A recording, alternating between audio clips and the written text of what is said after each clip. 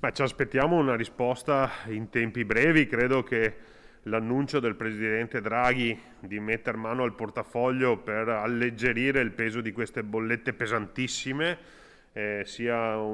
sicuramente un segnale importante, che il rischio concreto è che si metta un bastone tra le ruote a quella che doveva essere una bicicletta che stava ripartendo all'insegna della ripresa economica dopo 2 anni di gestione pandemica che ci aveva messo tutti in crisi. È fondamentale poi stabilizzare le tariffe per quanto riguarda il futuro, e l'appello che faccio partendo anche dal Comune di Treviso è quello di,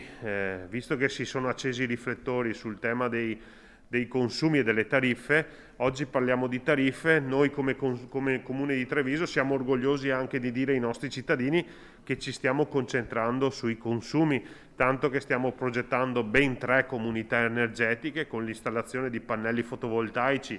negli immobili piuttosto che nelle ex discariche, proprio per gestire meglio i consumi del nostro comune.